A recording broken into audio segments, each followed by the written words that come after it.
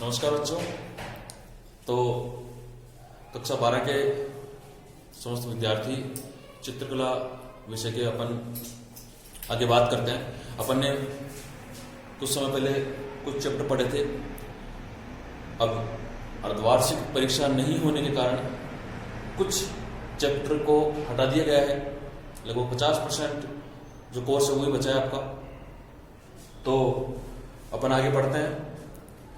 वैसे आपने जो मैंने नोट्स वगैरह लिखवाए थे वो फेयर कॉपी में कर रखे हैं। जो अब भी अपन करेंगे वो सारे आप फेयर कॉपी में उतारेंगे और फेयर कॉपी में लिख के उन्हीं के आधार पर अपने को शतरांक मिलेंगे ना।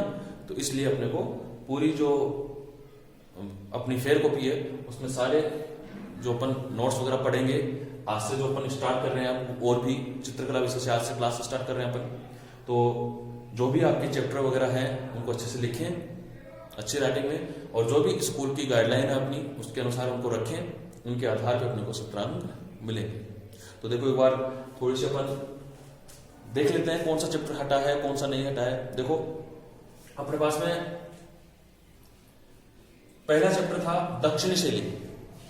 अपने पास में 12 चैप्टर थे। 12 चैप्टर में से फर्स्ट चैप्टर को अपने हटा दिया है।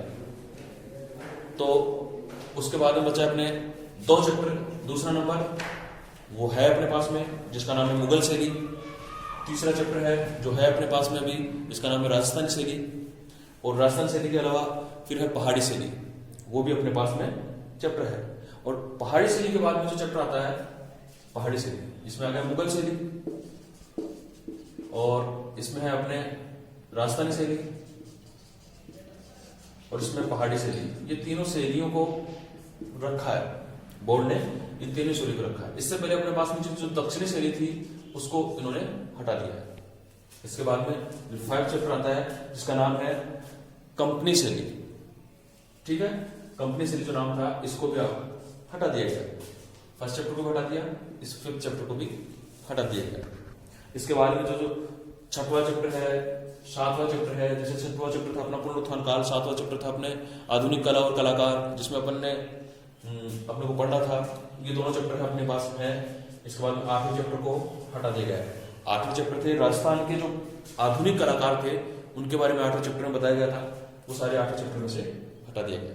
इसके बाद में 9वां चैप्टर है अपने पास में, 10वां भी है अपने पास में, 11वां भी है और जो 12वां चैप्टर था उसको भी हटा दिया गया है।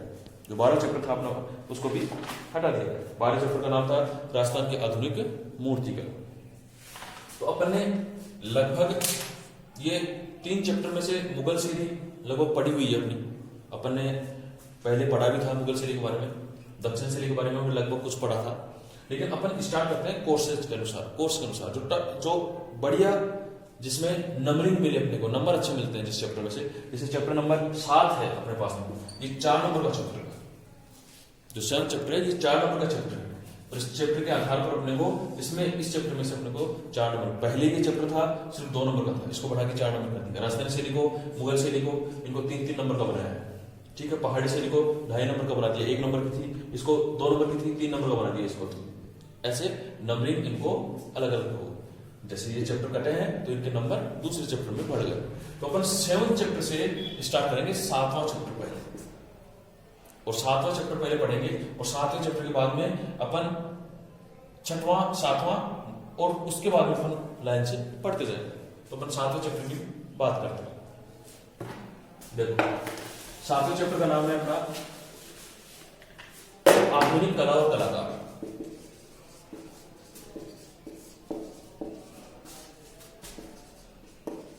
और कलाकार, देखो आधुनिक कला क्या होती है, कलाकार क्या होता है, पहले अपने को बेसिक नॉलेज होना जरूरी है। आधुनिक कला का मतलब हो गया इस समय जो प्रचलित में जो कला है वो आधुनिक कला है। इस समय कैसे, जैसे अपने पास में अभी हाल ही में आपने कई बार देखा होगा, अपने को ऐसे पेंटिंग अखबार में देखने को मिलती है जो 1 करोड़ में बिक गई, 2 करोड़ में, 50 लाख में, 10 लाख में, जिनको अपन देखते हैं तो बोलते हैं कि ये है क्या, अपने को समझ में नहीं आती। वो पेंटिंग है, वो अमूर्त पेंटिंग है, वो जिसका कोई मूर्त नहीं है, जिसकी कोई विषय नहीं है, लेकिन उसको बनाया गया है, वो अच्छे महंगे दामों में बिकी है। क्यों? क्योंकि उसको कलाकार एक अपनी पहचान के अनुसार बनाता है और एक दूसरा कलाकार उसको अपनी समझ के अनुसार समझ के उसको खरीदता है। इसका मतलब आधुनिक कला जो इस समय प्रचलित में कला है वो क्या है, उसके बारे में अपन इस चैप्टर में पढ़ेंगे। उसके बाद में पढ़ेंगे कलाकार। कलाकार का मतलब जो आधुनिक कला को प्रचलित करने में लगे हुए हैं, जो आधुनिक कला धीरे धीरे विकसित हो रही है, उसके बारे में पढ़ेंगे अपन कि उस आधुनिक कला को कौन से ऐसे कलाकार हैं जो इस कला को प्रचलित कर रहे हैं। आधुनिक कला को ऐसे कौन से कलाकार हैं जो प्रचलित कर रहे हैं, बढ़ा रहे हैं धीरे धीरे, ऐसे कलाकारों के बारे में अपन पढ़ेंगे। देखो इसमें अपन जैसे ही अपन आप सब लोगों के पास बुक होगी तो आप जैसे देखोगे पता चलेगा आपको कि इसमें प्रमुख कला समूह बना रखे हैं। कला समूह है, कला समूह। देखो कैसे अपना आधुनिक कला की बात करें अपन तो आधुनिक कला में क्या हुआ था कि जैसे ही धीरे धीरे बंगाल विभाजन हुआ था, बंगाल शैली में कंपनी शैली आपने पढ़ा था, जो अपना 5th चैप्टर था उसको हटा दिया गया है, जिसका नाम था कंपनी शैली।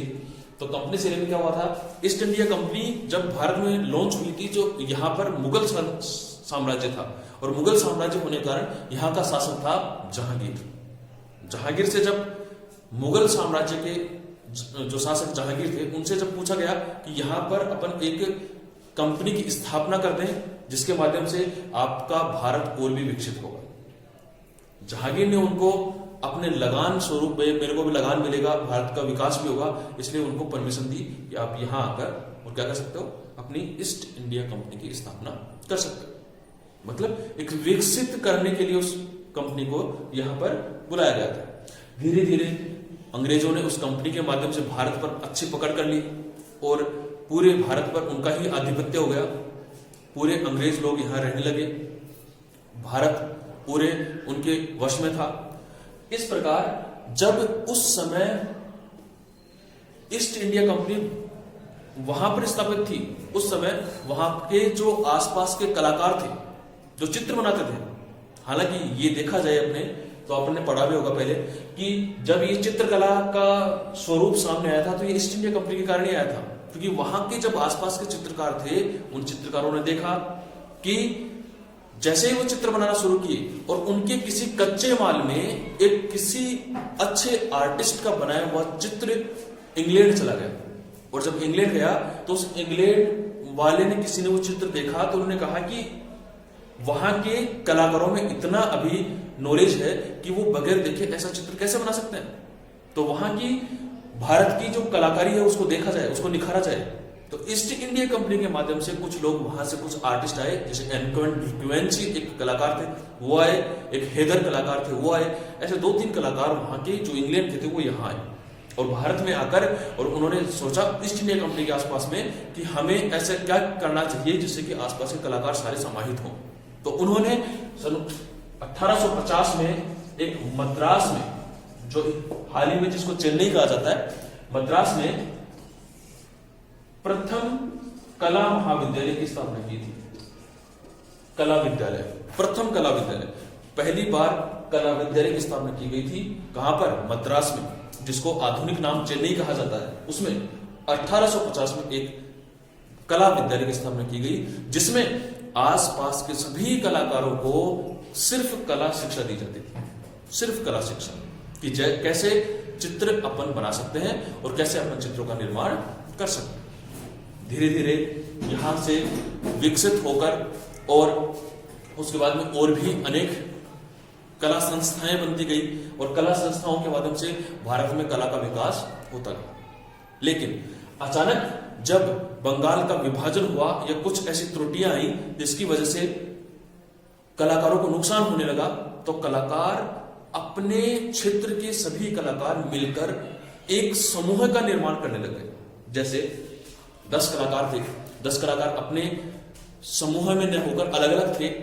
जैसे एक कलाकार कहीं और जाके अपनी पेंटिंग बेच रहा है, दूसरा कलाकार कहीं और जाके अपनी पेंटिंग बेच रहा है, ऐसे सारे कलाकार मिले, उन्होंने आपस में बातचीत की और उन्होंने बातचीत करके ये निर्णय किया कि जो भी ये कलाकृतियां हैं वो अपन एक जगह रहेंगे, एक समूह होगा, सबकी अलग अलग शैलियां, शैली को मतलब सब अपने अपने हिसाब से बनाओ चित्र, सब अपने अपने स्तर से चित्र बनाएंगे, लेकिन वो सिर्फ ग्रुप के हिसाब से बेचा जाएगा। ऐसे ही धीरे धीरे कुछ ग्रुप को बढ़ावा देने के लिए ग्रुप का निर्माण किया गया। जैसे पहला ग्रुप था कलकत्ता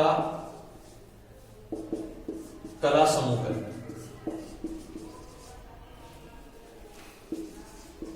कलकत्ता कला समूह, कलकत्ता कला समूह का निर्माण किया गया।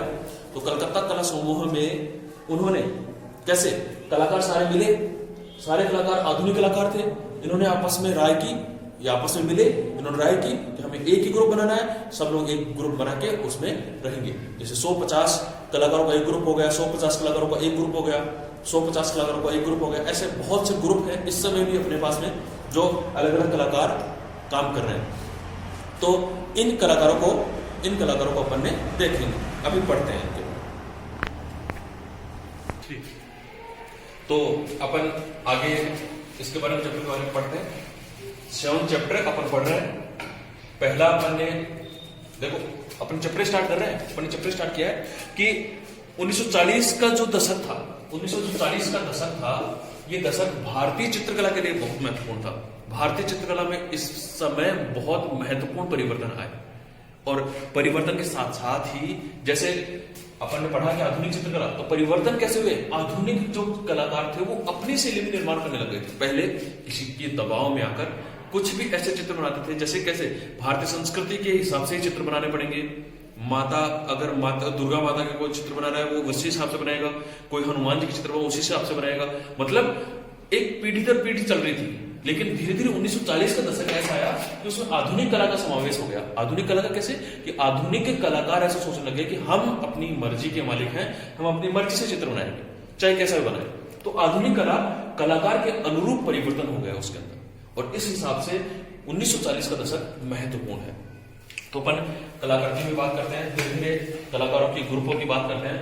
तो देखो, पहला ग्रुप, हालांकि मैं आपको नोट्स भेजूंगा, उस नोट्स में आपको इक्वल मिलेगा, सारा कैसे क्या करना है वो सारा आपको मिलेगा। लेकिन फिर भी अपन समझने के लिए कुछ पढ़ते हैं कि कैसे स्थापना हुई, कैसे क्या हुआ, ये अपन समझने के लिए वीडियो है। बाकी आप नोट्स अच्छे से पढ़ेंगे, वीडियो देखेंगे, वीडियो के माध्यम से नोट्स को समझेंगे और उनको फेयर कॉपी में उतारेंगे। देखो, पहला ग्रुप था अपना कलकत्ता कला समूह।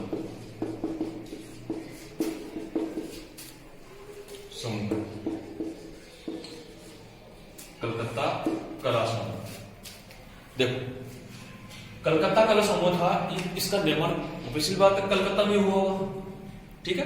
तो इसका निर्माण कलकत्ता में हुआ था। कब हुआ था, 1943 में। कलकत्ता ग्रुप का, कलकत्ता कला समूह है, यह कलकत्ता कला ग्रुप की स्थापना 1943 में हुई थी। 1943 में हुई थी। इसकी स्थापना किसने की थी, प्रदोष दास गुप्ता,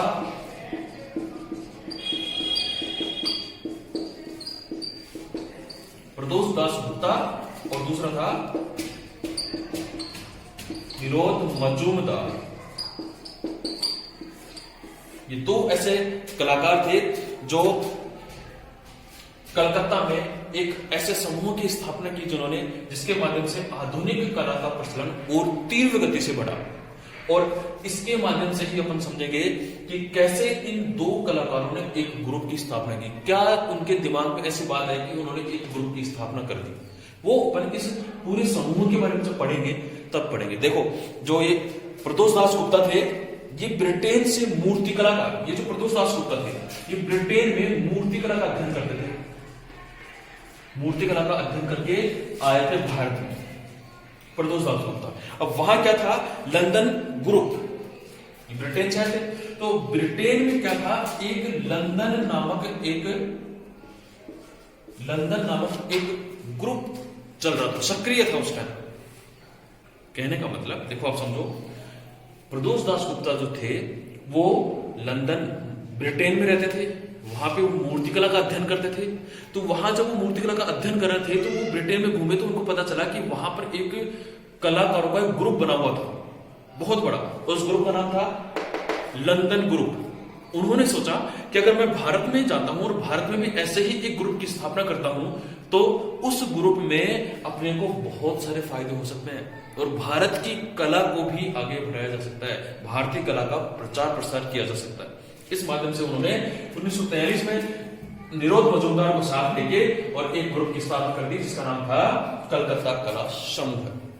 अब देखो इन्होंने इस ग्रुप की स्थापना की। स्थापना करने के बाद इन्होंने 5-7 जने, जैसे एक था गोपाल घोष, हेमंत गोपाल घोष थे, ठीक है, हेमंत जी थे, ऐसे कोई कलाकार, बहुत से कलाकार जो आपको नोट्स में लिखूंगा, मैं नोट्स में लिख दूंगा, उन कलाकारों की लिस्ट है पूरी।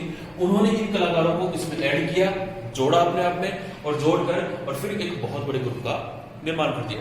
उन्होंने प्रथम जो एकल प्रदर्शनी थी, प्रदर्शनी का मतलब क्या होता है, इन्होंने चित्र बनाए और चित्र बना के लोगों के सामने प्रस्तुत किए कि ये देखो ये मैंने चित्र बनाया है, ये हमारे ग्रुप ने, हमारे समूह ने एक चित्र बनाया है, या बहुत सारे चित्र बनाए हैं। उनको इन्होंने क्या किया, एक पर्टिकुलर एक लाइब्रेरी या फिर संग्रहालय है इनमें लगाया और लोगों के सामने प्रस्तुत किया कि देखो अपन ऐसे एक चित्रावली बना सकते हैं एक समूह के माध्यम से। तो देखो इन्होंने पहले एकल प्रदर्शनी 1943 में लगाई थी। 1943 में, जैसे 1943 में ग्रुप की स्थापना हुई थी, और ग्रुप की स्थापना होते जस्ट उसी साल इन्होंने एक भव्य प्रदर्शनी का इस्तेमाल किया, भव्य प्रदर्शनी का आयोजन किया। उस आयोजन में इन्होंने सभी कलाकारों की एक एक दो चित्रावली को उस संग्रहालय में लगाया, उस एग्जीबिशन में लगाया, और फिर लोग आके उनको देखते थे। और उस समय इस ग्रुप की बहुत सारी सराहना की गई, तारीफ की गई कि वास्तव में ऐसा ग्रुप का निर्माण हुआ जो हमें पहले कभी नहीं देखने को मिला। इस प्रकार धीरे धीरे धीरे धीरे 1953 तक आते आते, 1953 तक 10 साल ये ग्रुप बहुत जोर शोर से रहा। 53 तक आते आते थोड़ा निम्न में आता गया, लेकिन अभी भी ये ग्रुप सक्रिय है और ग्रुप के कलाकार, बहुत से ऐसे कलाकार हैं जो काम कर रहे हैं। ऐसे धीरे धीरे आगे चले तो एक 1940 का दशक जब खास था उनके लिए, तो 1947 में इसी ग्रुप को देखकर, उसी ग्रुप को आइडल मान के, अपना आइडिया मान के, और एक दूसरे ग्रुप की स्थापना की गई जिसका नाम था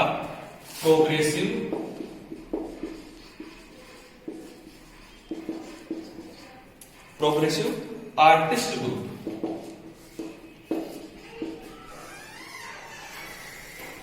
समूह, प्रोग्रेसिव आर्टिस्ट समूह। देखो ये दूसरा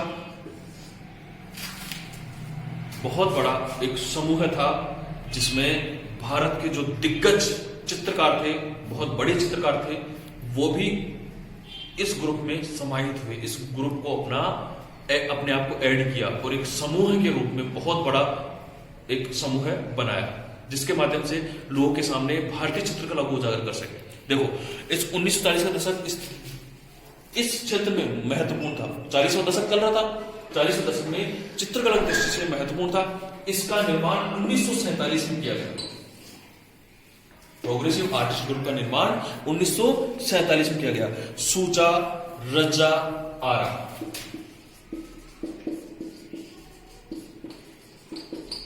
आपको मैं इनके पूरे नाम नोट्स में लिख के दूंगा। देखो सूजा, रज्जा और आरा, ये 3 चित्रकार थे। इन तीनों चित्रकारों ने मिलकर इस प्रोग्रेसिव आर्टिस्ट ग्रुप की स्थापना की थी। इनका पूरा नाम S N Souza, S N Raza, KH Ara, Krishna Gopal R, मतलब इनके पूरे नाम में आपको पूरी डिटेल दूंगा। 1947 में इन तीनों आर्टिस्ट ने मिलकर एक ग्रुप की स्थापना की जिसे प्रोग्रेसिव आर्टिस्ट ग्रुप कहते थे। इसको शॉर्ट में कहते हैं पैग समूह, इसको शॉर्ट में कहा जाता है।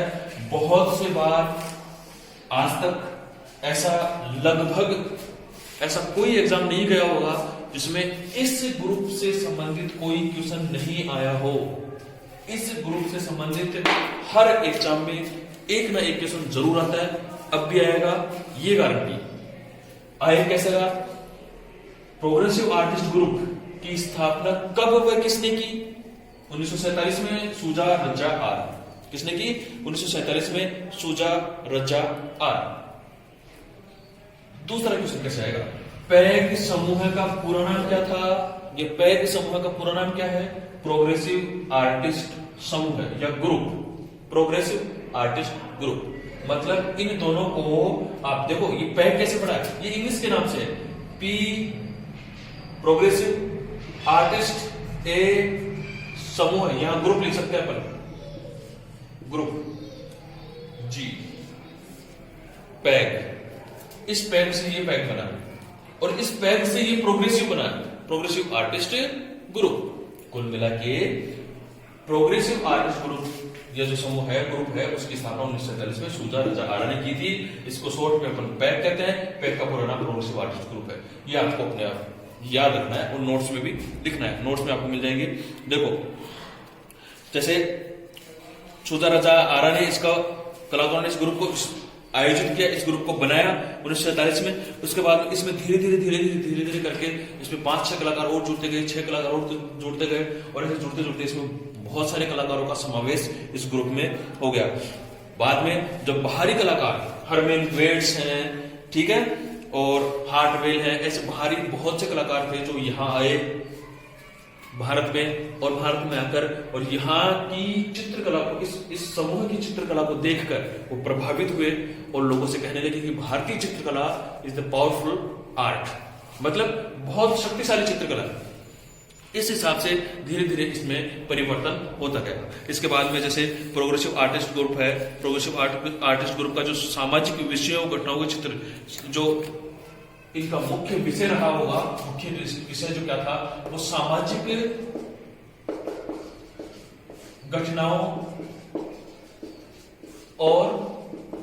घटनाओं और जो समाज में गठित होने वाली जो कहानियां, जो विडंबनाएं, उनके आधार पर इन्होंने प्रोग्रेसिव आर्टिस्ट ग्रुप को अपने आप में समाहित किया था। याद रखना, कई बार पूछा हुआ क्वेश्चन है, प्रोग्रेसिव आर्टिस्ट ग्रुप का मुख्य विषय क्या था? सामाजिक तथा सामाजिक घटनाओं पर आधारित। बस इतना बहुत है, आप विषय याद रखेंगे। प्रोग्रेसिव आर्टिस्ट ग्रुप का मुख्य विषय था सामाजिक घटनाओं पर आधारित चित्र बनाना, सामाजिक विषयों एवं घटनाओं पर चित्र बनाना, ये आप लोग याद रखेंगे। इसके बाद में आपके पास में है प्रोग्रेसिव आर्टिस्ट जो ग्रुप है, उसके जो और ऐड कलाकार हुए थे उसमें देखो पद्मश्री तैयब मेहता एक सर्वश्रेष्ठ कलाकार थे, हाल ही में उनका निधन हुआ है, ठीक है, वो भी इसमें प्रोग्रेसिव आर्टिस्ट ग्रुप में ही समाहित थे। इस समूह की जो गतिविधियां थी वो 1953 में, जैसे इसकी भी 1953 में थोड़ी थोड़ी कम हो गई थी, उसकी भी 1953 में थोड़ी गतिविधियां कम हो गई थी। देखो इसके बाद में है अपना कलकत्ता कला समूह के बाद में जो दूसरा, पहला था अपना कलकत्ता कला समूह है, दूसरा था अपना प्रोग्रेसिव आर्टिस्ट ग्रुप अथवा पैग, और तीसरा है अपना शिल्पी चक्र, तीसरा है शिल्पी चक्र ग्रुप। आप जब भी ये वीडियो देखें, जब भी आप इसको पढ़ें, तो पहले अपनी ड्राइंग की बुक्स खोल के रखें, उसको देखें कि उसमें कौन सा सर कौन सी बात बोल रहे हैं, कौन सी बात किताब में है अपनी में, ये आप याद रखें। तो दूसरा है अपने पास में शिल्पी चक्र।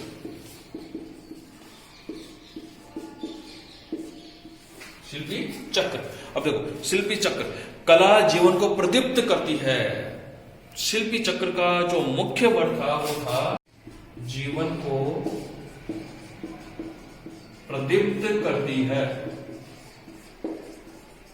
ये इनकी मुख्य लाइन थी। इसी लाइन से इन्होंने चित्रकला में शिल्पी चक्र ग्रुप की स्थापना की थी। देखो कैसे, कला जीवन को प्रदीप्त मतलब रोशनी, प्राणयान, मुर्दे में जैसे प्राण आ जाते हैं, वैसे एक सार्वजनिक जो इलीगल, जैसे अपन कहें जिसको कि एक साधारण मनुष्य जो होता है उसमें भी एक प्राणमान हो जाती है। उस साधारण मनुष्य को भी अपन शक्तिशाली कहने लगते हैं, जिसमें कला का विमोचन होता है, कला होती है। वो कहते हैं जिसमें कला नहीं वो बगैर सींग और पूंछ का जानवर, तो जिसमें कला होती है वही प्राणवान होता है। तो देखो कला जीवन को प्रदीप्त करती है, अर्थात कला से ही जीवन आगे बढ़ता है, कला ही जीवन में प्रकाश लाती है। ये इनकी मुख्य लाइन थी। देखो आगे, 25 मार्च 1949, 25 मार्च 1949 को दिल्ली शिल्पी चक्र, इसका पूरा नाम देख लेना, दिल्ली शिल्पी चक्र, दिल्ली शिल्पी चक्र, देखो शॉर्ट में इसको कहते हैं शिल्पी चक्र। पूरा नाम अगर कभी पूछा जाए 1/2 नंबर में क्वेश्चन जरूर आ जाता है कई बार कि शिल्पी चक्र का पूरा नाम क्या है, तो उसका नाम होगा दिल्ली शिल्पी चक्र, ठीक है। ऐसे 25 मार्च 1949 को दिल्ली शिल्पी चक्र की स्थापना की गई थी। 25 मार्च 1949 को दिल्ली शिल्पी चक्र की स्थापना की गई थी। देखो, इसकी स्थापना दिल्ली में स्थापना की कलाकार जो बाद में शिल्पी चक्र के सदस्य भी बने हुए थे, हरलाल वेट्स, हरे कृष्ण लाल, ऐसे कई ऐसे चित्रकार हैं जो मिलकर इस शिल्पी चक्र की स्थापना कर रहे थे। कहने का मतलब कि धीरे धीरे शिल्पी चक्र का स्थापना, तो ऐसे 25 मार्च 1949 को दिल्ली शिल्पी चक्र की स्थापना हुई। देखो, शिल्पी चक्र में एक घोषणा पत्र तैयार किया गया था। घोषणा पत्र का मतलब एक पत्र ऐसा तैयार किया गया जो भी इसमें समाहित थे उनको, जो भी इस समूह में थे उनको ये बताया गया। क्या, एक मैं लाइन पढ़ के बता रहा हूं आपको कि चक्र ने अपने घोषणा पत्र में घोषित किया कि समूह समझता है कि कला को एक गतिविधि के रूप में जीवन से अलग नहीं किया जा सकता, कि कला कभी भी अपने जीवन से अलग नहीं हो सकती है। एक राष्ट्र की कला का स्वरूप ऐसा होना चाहिए जो राष्ट्र के लोगों की आत्मा की अभिव्यक्ति हो एवं उसकी उन्नति की प्रक्रिया हो। मतलब कला की अभिव्यक्ति ऐसी हो जो राष्ट्र का निर्माण करे, राष्ट्र के लोगों के सामने समाहित हो। ऐसे लोगों को इन्होंने ग्रुप में ऐड करके, अपने ग्रुप में जोड़कर इन्होंने और एक श्रेष्ठ कला का निर्माण शुरू किया। देखो, जैसे दिल्ली शिल्पी चक्र का मुख्य उद्देश्य, उनका उद्देश्य क्या था? मुख्य उद्देश्य था प्रभावी गतिविधियों और कार्यक्रमों द्वारा कार्यरत कला संस्थाओं की कार्य प्रणाली की जांच करना, कि कौन सा ऐसी गतिविधियां हैं, कार्यक्रम हैं, कला संस्थाएं हैं जिनकी कार्य प्रणाली कैसे चल रही है, कि कौन सी ऐसी कला संस्थाएं हैं जिनकी कार्य प्रणाली बहुत अच्छी चल रही है, उनकी अगर कार्य प्रणाली अच्छी चल रही है तो इन ग्रुप के जो भी कलाकार थे, जो भी समूह के कलाकार हैं, वो सारे कलाकार मिलकर उसका निर्माण करवाएंगे, उसमें चित्र बनाने में योगदान करवाएंगे। तो उनका ये मुख्य उद्देश्य था। धीरे धीरे शिल्पी चक्र का विस्तार होता गया और धीरे धीरे इस शिल्पी चक्र के माध्यम से ही लोगों में बदलाव आता गया। देखो, अब आपको बता दूं, अपन आज सिर्फ यही पढ़े हैं। आज अपनी सीमित क्लास थी। इस क्लास में अपन ने आधुनिक कक्षा 12 की चित्रकला में 7वां चैप्टर पढ़ा था। 7वें चैप्टर का नाम था आधुनिक कला और उसके कलाकार, और उसमें अपन ने पढ़े थे 3 समूह। आप अपने पुस्तक में देखना, 3 समूह पढ़े हैं अपन ने। पहले समूह का नाम था कलकत्ता कला समूह है, दूसरे समूह का नाम था प्रोग्रेसिव आर्टिस्ट ग्रुप, और तीसरे समूह का नाम था दिल्ली शिल्पी चक्र। ये 3 समूह पढ़े हैं। इन 3 समूह के नोट्स में मैं आपको अभी उपलब्ध करवा दूंगा, ठीक है? तो आप उसको देखना, नोट्स भी अभी देख लेना, और उन नोट्स के आधार पर हमने इन 3 समूह के बारे में पढ़ा है। इन 3 समूहों को अच्छे से पढ़ेंगे, अच्छे से फेयर कॉपी में उतारेंगे और इन 3 समूहों को आप याद करेंगे। कोई भी अगर आपको समस्या आती है, कोई दिक्कत आती है आपको, तो आप मुझसे संपर्क कर सकते हैं, बात करके उस समस्या का समाधान पूछ सकते हैं। इसके बाद में उस आपकी बुक में से आप कल के लिए आप पढ़ेंगे एक चित्रकार है भावेश चंद्र सान्याल, जिनको मैंने आपको पहले भी पढ़ाया था। उन भावेश चंद्र सान्याल के बारे में आप पढ़ेंगे। धन्यवाद।